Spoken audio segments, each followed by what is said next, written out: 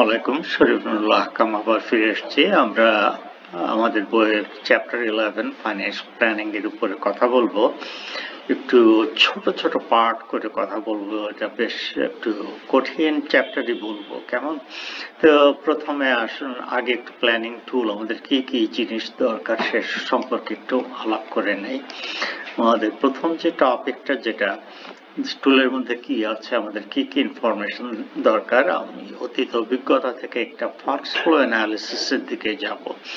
সেখান থেকে আমি জানতে পারবো এবং যেটা কাজে লাগাবো সেটা কোথা থেকে টাকা আসে, বিজনেস ফ্লোগুলো কোথায় এবং কোন কাজে বা কিভাবে কি হারে খরচ করা হয়, টাকাগুলো চলে যায়, সেই একটা হিসাব আমাদের কাছে থাকতে হবে। আর একটা হচ্ছে ফাইন্যান্সিয়াল রেশিওস, যেটা অতীত নাম্বারের উপরেই ভিত্তি করে প্রায় আমরা ফাইন্যান্সিয়াল রেশিও করি, পারফরমেন্স কিরকম হলো সেই বিশ্লেষণের জন্য। তবে এখানে এসে আমরা আসলে ভবিষ্যতের জন্য ব্যবহার করব ফাইন্যান্সিয়াল রেশিও, যা আগে ছিল। এখানে ধরে রাখা হচ্ছে যে আগে যে প্যাটার্নটা ছিল সেই প্যাটার্নটাই কিন্তু চলবে। আমাদের একটা গ্রোথ রেট, প্রত্যেক বছর প্রত্যেক মাসে সেল কত করে বাড়বে তার একটা হিসাব দিতে হবে বা হিসাব টার্গেট থাকতে হবে। আমি সিজনাল ফ্লাকচুয়েশন জন্য অ্যাডজাস্টমেন্ট করতে পারি, যেটা আমি কভার করব না। এবং একটা বিজনেস চলতে গেলে মিনিমাম লিকুইডিটির জন্য একটা মিনিমাম ক্যাশ ব্যালেন্স অনুমান করে রাখতে হয় এবং সেটা আপনার বাজেটের মধ্যে ইনকর্পোরেট করতে হয়। তো সেটা পরের চ্যাপ্টারে ডিসকাস করব। তো আর একটু ডিটেলস যে আমি যদি ক্যাশ বাজেট করতে চাই তাহলে আমার কি কি দরকার হবে সেটা প্রধানত এখানে দেওয়া আছে। প্রথমে আপনার একটা সেলস ফোরকাস্ট দিতে হবে, যে প্রত্যেক মাসে বা প্রত্যেক বছরে আপনার সেলস কত করে বাড়বে। তো নর্মালি যখন ক্যাশ বাজেট করব সেটা তো এক সপ্তাহের জন্য বা এক মাসের জন্য করব, বলে ওই মাসে কত সেলস হবে সেটা সম্পর্কে আমাদের একটা ধারণা থাকতে হবে বা আপনাকে টার্গেট সেট করে দেওয়া হতে পারে। এখন ক্যাশ বাজেট করার জন্য আমার যেটা দরকার, অতীত অভিজ্ঞতা থেকে আমার কালেকশন হিস্ট্রি, কি প্যাটার্নে কি পরিমাণ দেরি করে কাস্টমাররা টাকা দেয়। একটা অংশ হয়তো ক্যাশে আসবে, সবাই ক্যাশ সেল, কিন্তু বড় বিজনেসে সবই ক্রেডিট সেল আমরা দেখতে পাই, স্পেশালি বিজনেস টু বিজনেস যেটা হয়। তো তার কালেকশন হিস্ট্রিটা জানতে হবে এবং আমার জানতে হবে যে প্রত্যেক মাসে রেগুলার খরচগুলো কি এবং সেটা ইনকর্পোরেট করতে হবে। এর অনেকটাই নির্ভর করবে আপনি যা বিক্রি করবেন সেটা তো কিনতে হবে, কিনতে গেলে সেটা টাকা দিতে হবে, তো এটা কানেক্টেড। আমাদের এক্সপেন্স রেশিওর অতীত অভিজ্ঞতা সম্পর্কে জানতে হবে। যদি কোনো স্পেসিফিক এক্সপেনশন বা বড় একটা খরচের প্ল্যান থাকে তাহলে সেটাও জানিয়ে দিতে হবে এবং একটা মিনিমাম ক্যাশ ব্যালেন্স নিয়ে যেটা একটু আগে বলেছি সেটা সম্পর্কেও পরিষ্কার স্টেটমেন্ট থাকতে হবে। ক্যাশ বাজেট আমরা একটা স্প্রেডশিটের উপরে করব, হয়তো এটা মান্থলি বাজেট হবে কিন্তু উইকলি বাজেটও হতে পারে। আমরা হয়তো মান্থলি বাজেট করলে 5-6 মাস একসাথে করবো। এটা করতে গেলে আমার প্রথমে জানা দরকার কালেকশন হিস্ট্রি, অতীত ইতিহাস থেকে যে আমরা যাদের কাছে জিনিস বিক্রি করি সেই টাকাটা তাদের দিতে কতদিন লাগে। আমরা সবটাই সাথে সাথে পাবো না, এক মাসের মধ্যে পাবো না। যেগুলো বিজনেস টু বিজনেস সেগুলো সব ক্রেডিট সেল হবে, সেগুলো আসতে একটু সময় লাগবে। তো আমরা ইতিহাস থেকে বলতে পারবো যে কত পার্সেন্ট এক মাসের মধ্যে আসে, কত পার্সেন্ট 2 মাসের মধ্যে আসে, কত পার্সেন্ট 3 মাস লেগে যায়। তারা হয়তো ফাইন্যান্সিয়াল কোনো প্রবলেম আছে বা যে কারণেই হোক এই কালেকশন হিস্ট্রিটা আমাদের দরকার হবে। আর দরকার হবে আমাদের পেমেন্ট হিস্ট্রি, আমরা আমাদের সাপ্লায়ারদের কতদিনে টাকা দিই এবং অন্যান্য খরচ এক্সপেন্স কিছুটা হয়তো কোনো কোনো মাসে ফিক্স থাকবে, কোনো কোনো মাসে এটা সেলসের উপরে নির্ভর করবে।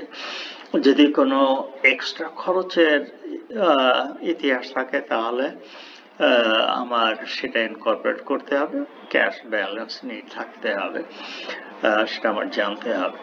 তাহলে আমরা একটা এক্সাম্পলে যেতে পারি যেখানে আমরা প্রথমে এই কালেকশন হিস্ট্রিটা দেখব এই রকম একটা স্টোরির সাথে নিয়ে। কেমন তো স্টোরিটা আমি এক্সেলে যখন যাব তখন আমি এটা সেখানে কপি করে নিই যাতে আমি দেখতে পারি কেমন। তো এটা হয়তো আমি একটু চেঞ্জ করব। তো আমি এখন এক্সেল থেকে বেরিয়ে পাওয়ার পয়েন্ট থেকে বেরিয়ে যাচ্ছি এবং আমি এক্সেলে যাচ্ছি। আমরা এক্সেলে এসছি, এটা অনেকটা আগে করা আছে, তবে স্টোরিটা আমরা একটু এক্সেলে লিখে নেই এবং তারপরে কুইকলি একটু রিভিউ করি যে কি কি বলা আছে এখানে। এখানে যদি আপনি এক্সেলটা দেখতে পান তাহলে দেখতে পাবেন যে বলা আছে যে যারা আমাদের থেকে জিনিস কেনে তারা 30 দিনের মধ্যে টাকা দিয়ে দেয়। এখন আপনি এটার ইন্টারপ্রিটেশন করতে পারেন যে এটা এই মাসের মধ্যে, যেটা আমি ফেব্রুয়ারি মাসে বিক্রি করবো সেটার কাস্টমাররা 30 দিনের মধ্যে মানে ফেব্রুয়ারি মাসেই টাকা দেবে।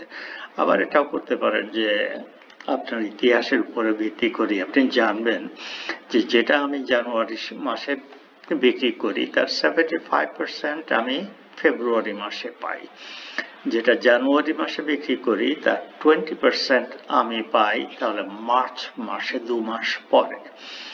এখানে বলা আছে 10% হচ্ছে সেলস, যেটা ক্যাশ, আর একটা প্রজেক্টেড সেলস যেটা আপনাকে দিয়ে দেওয়া হয়েছে। তো প্রথমে এই জিনিসটা তাহলে একটু ইনকর্পোরেট করে দেখায় যে 75% রিসিভেবল, 75% যেটা 30 দিনের মধ্যে আসছে সেটা আমরা কিভাবে দেখাবো। এখন ধরেন যে আমি এরকম অ্যাসাম্পশন করছি যে যেটা বিক্রি হবে মার্চ মাসে, এপ্রিল মাসের মধ্যে আমি তার 75% পেয়ে যাব। আমি সেইভাবে তাহলে হিসাবে যাচ্ছি। আমি এই কালেকশনে যাচ্ছি, কালেকশনে আমার এই মাসগুলোর সেলস দেওয়া আছে কেমন। আর আমি ওই স্টোরিটা একটু চেঞ্জ করে যেটা বলতে চাচ্ছি বলবো সেটা হচ্ছে 20% হচ্ছে সেলসের। আমি এখানে দেখতেই পাচ্ছি না এটা কোথায়।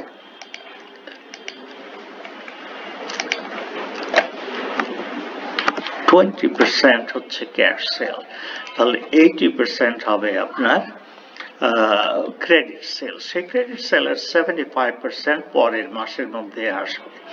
তাহলে এবার কালেকশনে যাই, কালেকশনে যে এই সেলস গুলো দেওয়া আছে, ক্রেডিট সেল যদি 80% হয় তাহলে আপনি দেখেন যে 0.8 টাইমস এই মাসের সেল, এই নাম্বারটা আমি দিয়েছি। এখন আমি এগুলো ডিলিট করি, কেমন ডিলিট করে পরে আবার আমি আপনাদের এটা দেখাবো কেন এই দাগগুলো দিয়েছি, দেখা যাবে। তো এখন একটুখানি চেঞ্জ করছি, যেটা যে 30% ক্রেডিট সেলের 30% আমি 75% আমি পাবো পরের মাসে। তাহলে এইটার 75% আমি এখানে পাবো। তাহলে আমি ইকুয়েশনটা এখানে লিখি টাইমস 0.75 টাইমস এই রেফারেন্সটা যদি দিই তাহলে এই নাম্বারটা আমার চলে আসলো। এটা ইকুয়েশনটা যদি কপি করি তাহলে আমি দেখতে পাবো যে প্রিভিয়াস মাসে যা ক্রেডিট সেলস হয়েছে তার 75% এখানে যদি এই লাইনটা দিয়ে দেখাই, দু একটা, সবগুলো করবো না কেমন, যে এটার 75% হচ্ছে এই অ্যামাউন্টটা, এটার 75% হচ্ছে পরের মাসে। তো প্রত্যেকটা একটা মান্থ স্লাইড করে গেছে কেমন।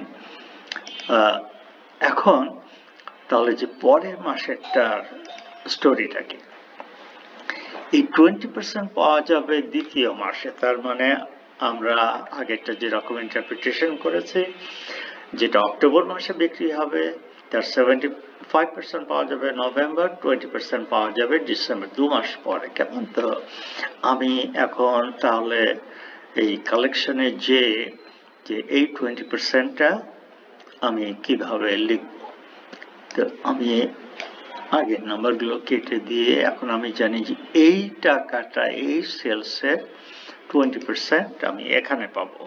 সো 0.2 টাইমস 2 মাস আগের সেলস। এটা আমি এখন জাস্ট কপি করতে পারি।